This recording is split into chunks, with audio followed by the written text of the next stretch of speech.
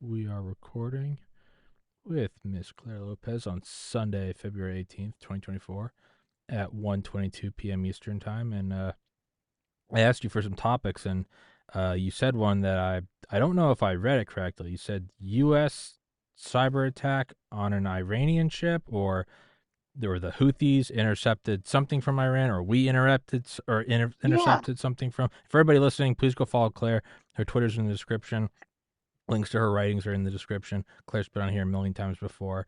And yeah, but could you maybe explain that to me, the sure, sure. layman? So, as we know, since the Shabbat massacre last year on October the 7th, the Iranian regime has activated all of its Islamic terror proxies around the Middle East region. Mm-hmm. And those include, obviously, of course, Hamas, but also Hezbollah, the Hashd-e-Shabi Shiite militias in Iraq, and yes, the Houthis. Houthis, of course, this militia, a Shiite militia that follows the fifth Imam, therefore Zaidis, in Yemen, involved in the Yemeni civil war for years now, dominating Yemen. And they too are a proxy of the Iranian regime that receive arms and funding and training from the Iranian regime, specifically the IRGC, Islamic Revolutionary Guards Corps, through its Quds Force. And so since October the 7th, the Houthis have been launching rockets, missiles, and drones against international shipping in the region. Now, if you think about the geography, Yemen is on the south and the sort of eastern Mm-hmm. part of the Arabian Peninsula. Very strategic location. And to the south there is the Gulf of Aden. You come on up northwards, you pass through the Bab el Mandeb, one of the 8 most important strategic straits, bodies of water in the world. It lies between the Arabian Peninsula and there, Yemen, and Africa, specifically Djibouti on the other side of the Bab el Mandeb. And then you go through there, you're on up into the Red Sea and eventually the Suez Canal, another one of those 8 most important straits, and on into the Mediterranean Sea. So obviously, an incredibly important route for international shipping, commercial shipping, that is, plying the waters, international waters, these all are, between Europe, up from, around the Mediterranean and on down around to reach eastward, through the Indian Ocean and to East Asia eventually. Incredibly important because before the Suez Canal was dug, ships had to, from Europe, had to go down the western side of the African continent, all the way around down south, the Cape of Good Hope, up around the eastern side of the African continent, and then head on eastward into, Indian Ocean and so forth. Well, by launching all these rockets and missiles and drones, the Houthis have absolutely crippled international shipping in these waters, and in particular taken a real big gouge out of the ability of Egypt there, astride the Suez Canal, the Red Sea, because Egypt, earns a lot of its income from shipping fees going through that Suez Canal. So, in addition to the damage, being caused to ships, and the response of not just the shipping companies but their insurance companies, um, that have forced a lot of them to make that long route, around the African continent instead of going up through the Bab el-Mandeb, Red Sea, Suez Canal. Um, this has really had a tremendously bad impact on international shipping. So we know from at least a short time after October the 7th, October, November 2023, that there was an Iranian ship, an Iranian naval vessel named the Behshad, sitting offshore in the Gulf of Aden, off the shore of Yemen. And it was providing intelligence and technological, direction for the Houthis' um, assault of missiles and drones and so forth against shipping in these waters we've talked about. Well, what finally happened is that the United States and Britain together, supported by Bahrain, and a couple of others, I think, too, um, began to take measures to stop the onslaught coming out of Yemen against shipping, and began to target launch sites and missile and drone sites within Yemen. This beginning at the end of last year, 2023. But the Iranian ship, the Behshad, remained in these waters, and the attacks continued. So eventually, the pace of these defensive attacks by the US, UK, so forth, did cause that Iranian ship to move from the Gulf of Aden up through the Bab el Mandeb and put into port in Djibouti, where China Hmm. has a naval port. By the way, right next door to the US one, Hmm. on the coast of the Red Sea, Djibouti. They put into port there, safe haven, and then continued to provide that intelligence direction and guidance for the Houthis from that safe haven. So what to do? So finally, I guess maybe a couple of weeks ago, perhaps early February, or maybe as long ago as January of 2024, not sure exactly the time frame, but the United States launched a cyber attack to disable that ship's capabilities to direct, the missile rocket drone launches coming out of Yemen, and that's the backstory on that. But there's another story more recently, and I think this does date to probably early February this month, 2024. And that is that, as we know, the Houthis themselves don't have a lot of financial capability of any sort. And what they have in terms of weaponry, these missiles and drones that they're launching against shipping, comes from Iran, as well as other weaponry that the Houthis are using still in the civil war that goes on inside of Yemen.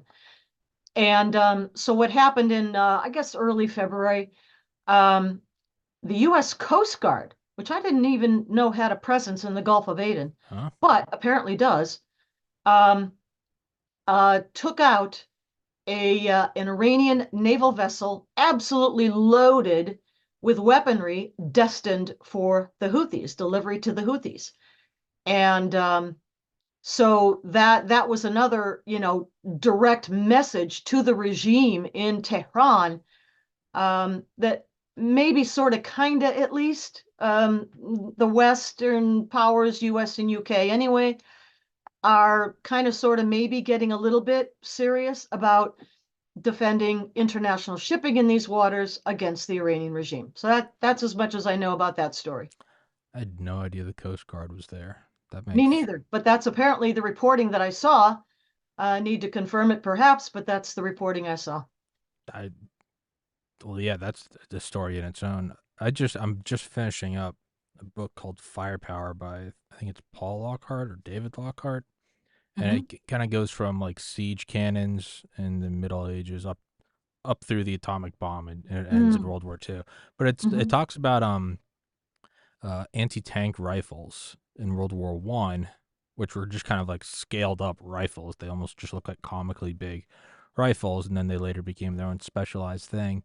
But they talked about the importance of those because in World War One and then in World War Two, you had to have a certain level of advancement and production capability to create the giant dreadnoughts or capital ships, have an air force. There's almost like a barrier to entry to become like an actual juggernaut in one of the two world wars.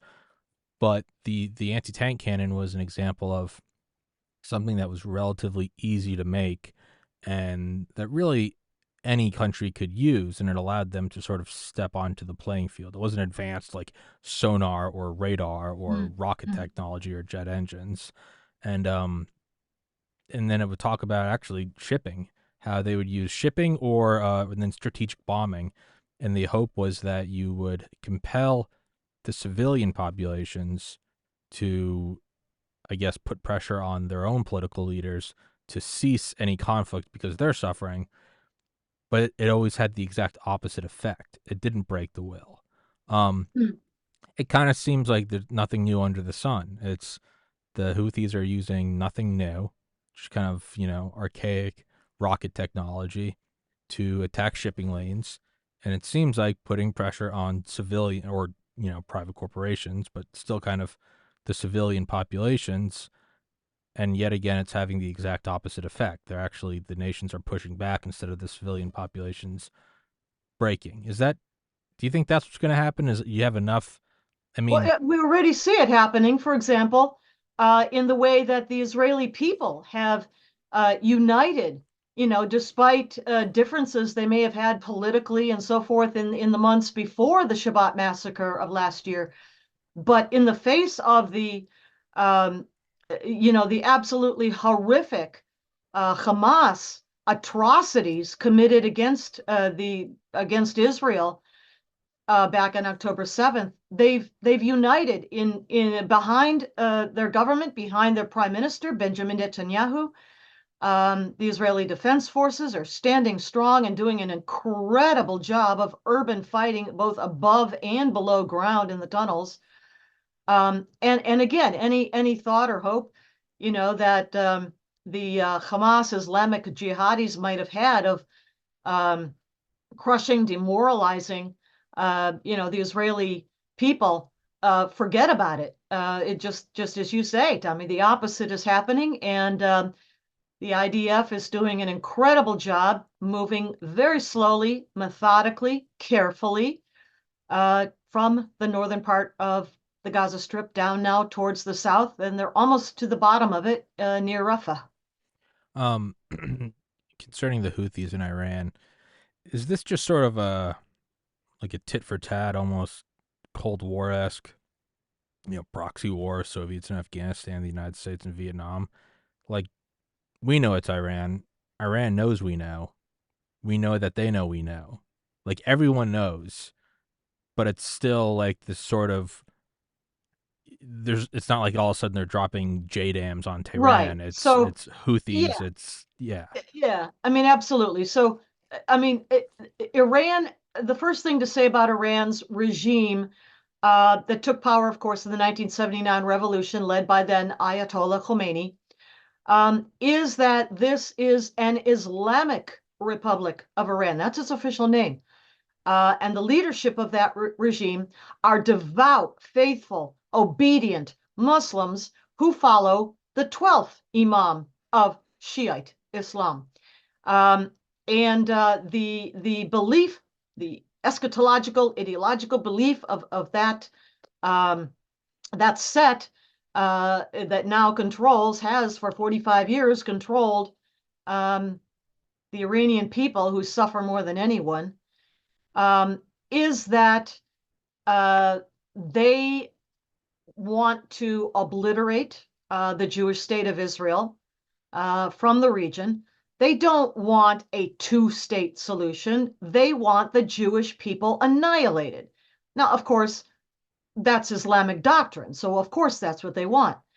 Um, and so, what they've done is formed what they call a ring of fire um, around Israel, meaning, as we were talking about, the supporting the creation, development, support for all of these Islamic Jihad proxies, and we talked about Hamas and Hezbollah and the Houthis and so forth, um, with the intent, with the objective of eventually destroying Israel.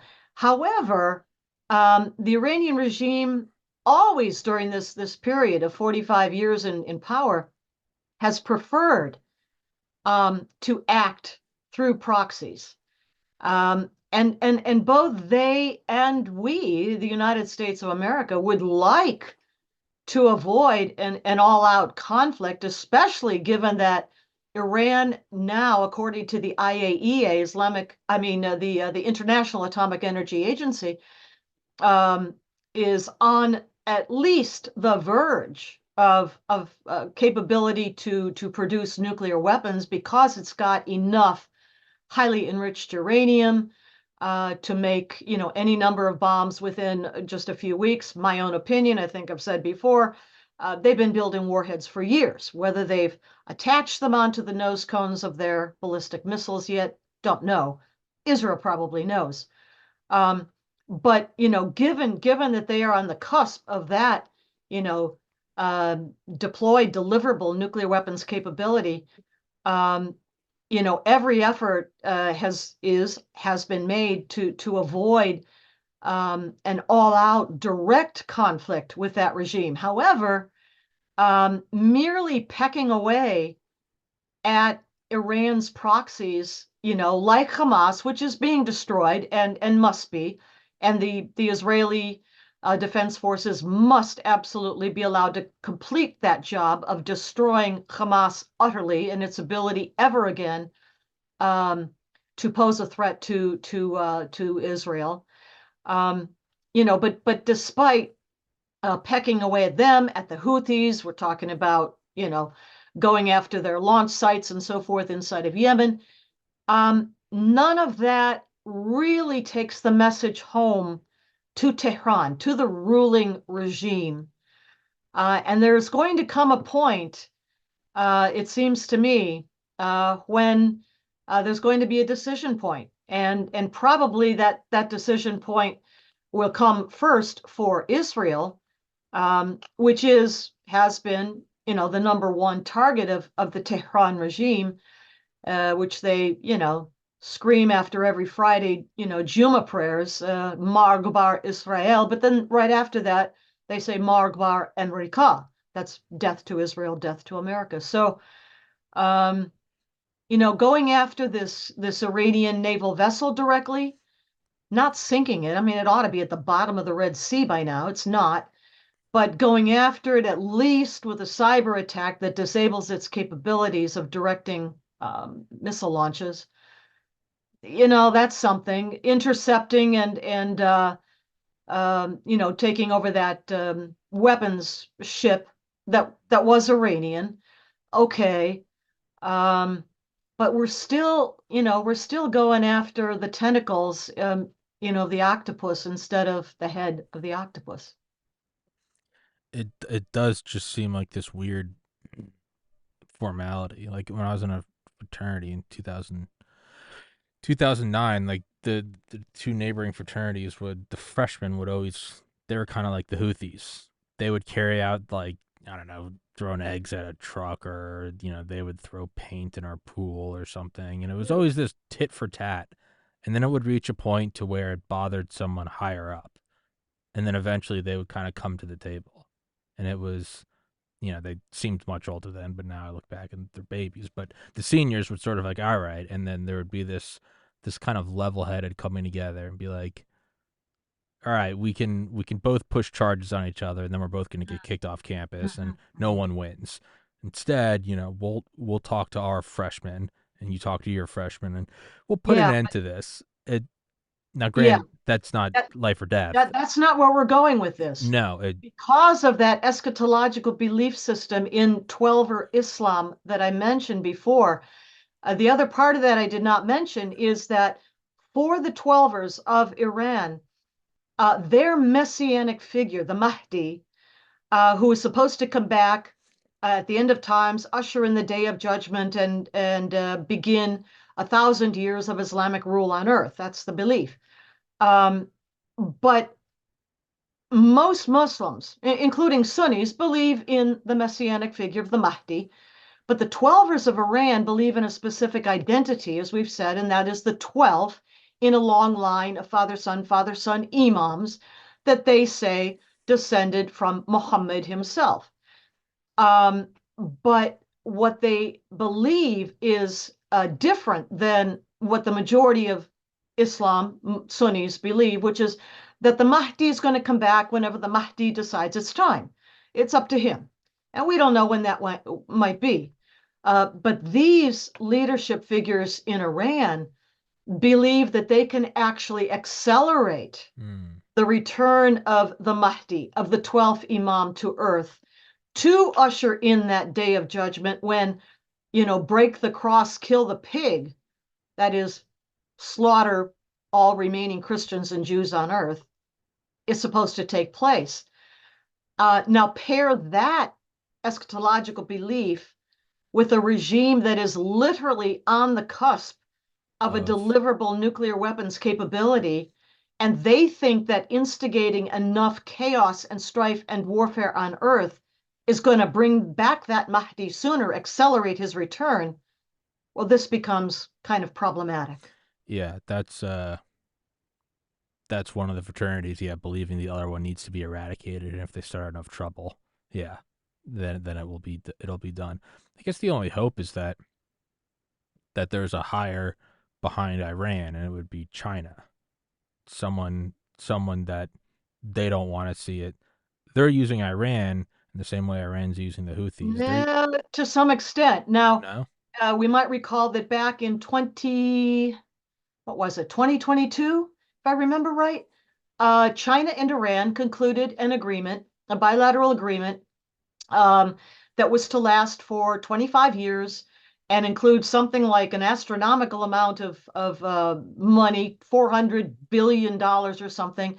That would include Chinese building out its Belt and Road Mm-hmm. Initiative all the way westward to the Persian Gulf. That meaning, through Iran, and other investments and so forth, in return for which the Iranian regime, against all sanctions, which are not being enforced, thank you, President Biden, Iran providing oil products to China because China lacks those resources itself. Um, so you would think, well, maybe doesn't China have a self-interest in ensuring the free passage of shipping in these waterways that we're talking about here? And you would think they would want those international waters to, have free passage for international shipping, especially because the Biden administration has no intent whatsoever of intercepting or shutting down a proscribed, sanctioned oil trade out of Iran. But it doesn't seem to be working out that way. Um, Not evident, at least so far, is any real or serious Chinese intervention or attempt to rein in the Iranian regime from its sponsorship of disruption to the shipping. And it doesn't seem like China has that interest. I don't know. Maybe it's getting enough oil products out of Russia, out of Siberia, which I think it's going to take over in some future date, um, that it doesn't rely as much on Iranian oil products. Not sure. I would have thought they at some point would be inconvenienced to the Mm-hmm. point that they'd have a word with the Iranians, but doesn't seem to be the case so far anyway. Can you touch on that, China and Siberia? Well, as we know, Siberia is incredibly rich in all kinds of resources. As a matter of fact, that was the topic of my I know. master's Yeah, thesis. timber, right? Um, it has oil, gas, timber, fur, um, all kinds of minerals, and yes, in a very forbidding, climate range, permafrost and all the rest of that. However, it's incredibly rich in those resources. But given the weakness of Moscow, of Putin's Russia, um, and the general disinclination of many to go out there and homestead in the permafrost. It seems to me also then with the decline in Russia's population, its demographic death spiral, really, They've got more abortions per year than live births. The Wow. population of Russia is declining precipitously, and there's nothing they can do about it. Given early mortality for men in particular, abuse of alcohol and other things, suicide rate. It's not a happy place. Let's just put it that way.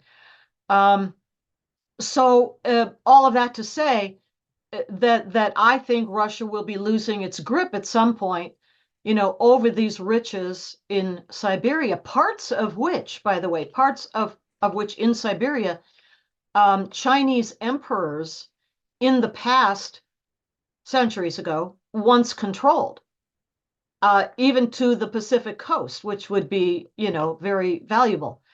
Um, Now, China's population also is going off a cliff. That because of their 36 years of murdering all their girl babies, born and unborn, and now there are not enough women. There's an excess surplus of something like, I don't know, 30, 40 million Chinese men. Maybe that's why so many are coming across our border to the south, but that's another question. Surplus of men, a very dangerous situation for a country to have that many men who cannot find girlfriends, much less wives. It aids and abets human trafficking all across southern Asia, southeastern Asia. But the point being here that the decline in China's population for lack of women is probably irreversible at this point. And there are estimates out there. Take a look at David Goldman, for example, an expert on these topics, that by the end of this century, the 21st century, China's population could be as little as equal to or smaller than the population of the United States of America. Now, currently they claim 1 point, I don't know, 2, 3, 4 billion people.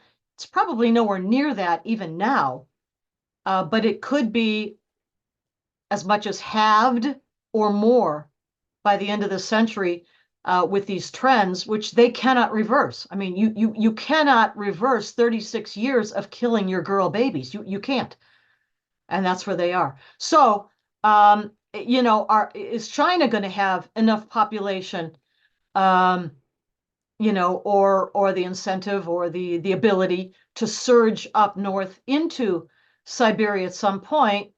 Um, but the incentive would be there because Siberia has so many of the riches that China does not. As big as China is, for example, it does not have oil and gas resources. Mm. Just one example.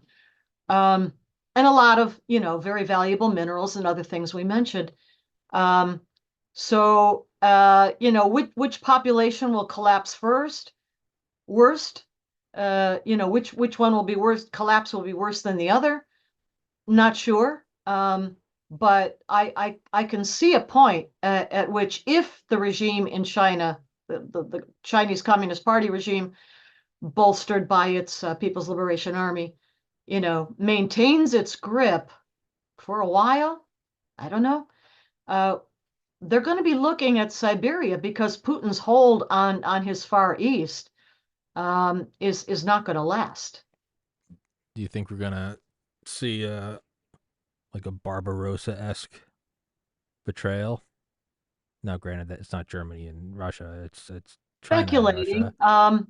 you read Anatoly Golitsyn, for Mm-hmm. example, defector from Russia, um, who wrote the book New Lies for Old, in which he talks about the alliance of convenience between Russia and Mm. China, that he argues never did um, break or even waver significantly, uh, even during times of tension that some analysts interpreted as breaks in that relationship. But he says no.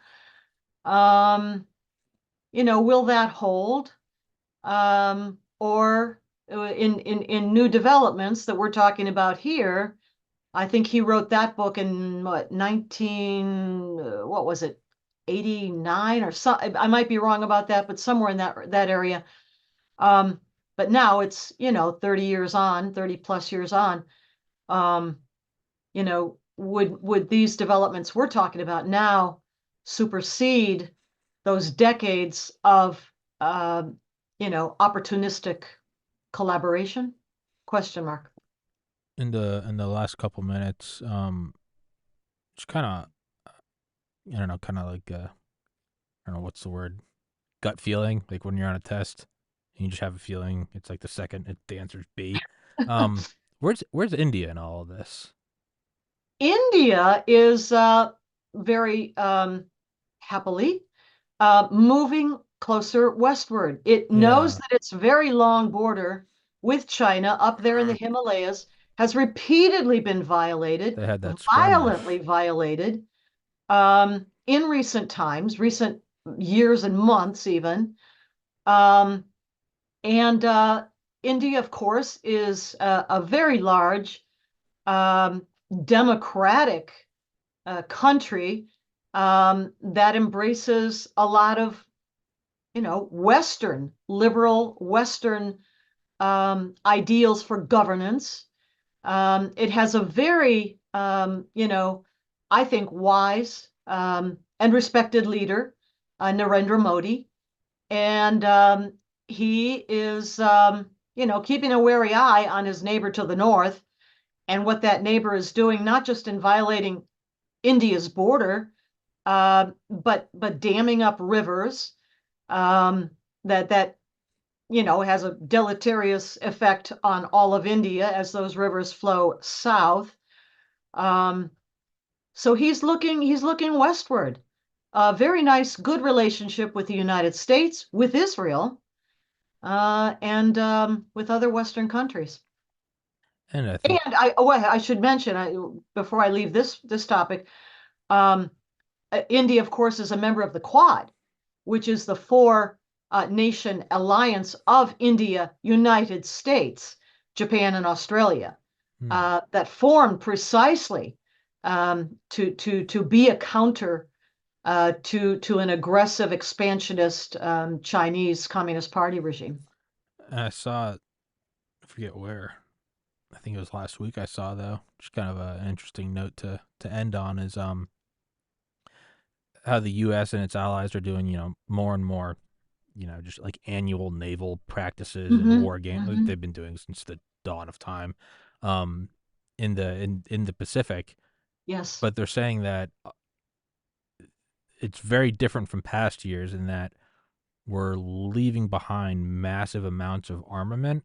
Not Mm. not like Afghanistan where we just gave it to them, but with U.S. Well, and to allies. allies like Yeah, the Philippines, like yeah, Japan, like other, and on participants in Pacific Rim exercises. yeah, and on U.S. bases, but Yeah. it's Abrams tanks, it's APCs, it's anti-submarine aircraft, and they're saying it's whatever. I'll have to find the article to know who actually said this, but it kind of seems like a stealthy, covert, not too covert, but plausible movement Well, actually, slowly I think of it's armament. very much meant to be visible Okay, to China. okay, We know what you're doing. We know your aggressive intent and objectives in the region of East Asia, and we're going to counter gonna those. start stacking up armament there. Yeah, it's Deterrence before well, yeah, the attack takes place is worth any amount of weaponry and countermeasures after the attack takes place. especially Witness yeah, Ukraine. especially well, and especially in a since 1945 in a world of nuclear powers. No Sure. one Yeah. wins if it goes to the absolute max. If it gets dialed up to 10, nobody wins. It truly is kind of the great equalizer. But yeah, I thought that was interesting. Just Hmm. yeah, you're right. It probably is meant to, it's probably meant to be very obvious because both sides monitor each other 24/7. It is sort of a very, it's just kind of putting the gun on the table kind of thing. Um, yeah, I It's hope. it's Yeah, it's it's called establishing credible deterrence yeah, ahead of the fact. yeah, yeah. Yeah, I keep thinking this is also interesting. I wish I wasn't only 33. I wish I was. I wish I was kind of like coming up on like the last couple years of my Oh, no, no, life. no. Hang in there. You got a long future ahead Oh, of you. I know, but I think I would. I think I would be watching this much more comfortably if I was like 85. I'd be like, oh, this really is curious. Instead, it's like I'm 33 and I'm like, I don't want this to be interesting. I want Now, this to listen, be boring. you've got a jump start at a whole bunch of your age cohort. So, kudos to you. Yeah, I don't know. I don't know. But I don't know. I hope it will. I think it will work out well. I hope it will. Kind of based on Well, nothing. I'm glad, that we have this platform of yours, and that you cover so many of these important topics that, eventually get out to a whole bunch of people, who may not know, all the down in the weeds details that we Mhm. discuss. Um, I think that's very helpful. I always know that I try to like my only really barometer, lick your finger and put it in the air is I always make sure somebody's mad at me. If I'm get Oh, well, if I'm only getting people slapping me on the back, well then it starts to seem like I'm preaching to the choir and there's no point in that. I'd be it talking to Dr. McCullough or you or anyone in between. There should always be someone angry in the comments because that means I'm covering all the topics correctly. well, or think about it this way. You've got a sort of a pre-med study background. Triage, Yeah. okay, medical triage, right? Yeah. So if you're preaching to the choir and the folks that already get it, maybe we're helping them with a few more additional details they might not have thought about, and that's worthwhile, absolutely. But via con Dios, they're going to be fine. Yeah. Then there's the whole bunch in the other group that no matter what we say, no matter how many times or how many facts we present, banging our head against a brick wall, not going to get any results Yeah. ever. Not going to happen. So those are the ones getting angry. We don't, forget it. Your time is too valuable. The ones in the middle, okay, triage, the ones in the middle who have open eyes, open ears, they're willing to listen. They may not know about some of the things we're talking about. Um, they may actually hold different opinions, and that's fine, but they're willing to listen. Yeah. That's the audience. That's our target audience. Yeah. To reach them and maybe present some points of view, some facts that maybe they just weren't aware of before. Yeah. That's where we want to go. Those are the Fertile valuable ground. Go ones. to fertile ground. Yeah, those are the valuable ones. But we got to wrap this up. Ms. Claire Okay. Lopez, thank you so much, and we Thank will you. touch base either later this week or next week. Thank Okay. Sounds good, Tommy. thank you so Thank you. much, guys. Thank you for watching. Much Recording love, stopped. everybody. God bless. Peace.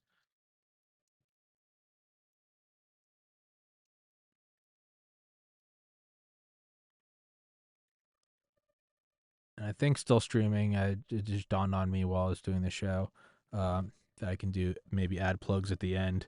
Um, Newest sponsor, My Coffee. Not my. Oh, it is. It says My Coffee on it, so I wasn't wrong. My Coffee, but it's my pillow.